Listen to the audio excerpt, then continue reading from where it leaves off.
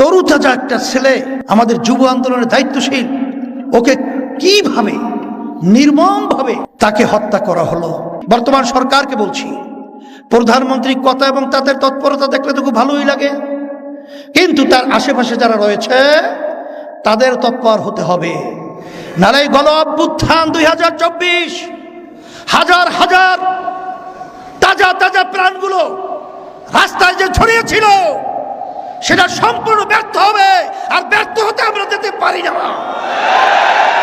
এই দেশে আমি জন্মগ্রহণ করেছি, এই দেশের আমি সন্তান।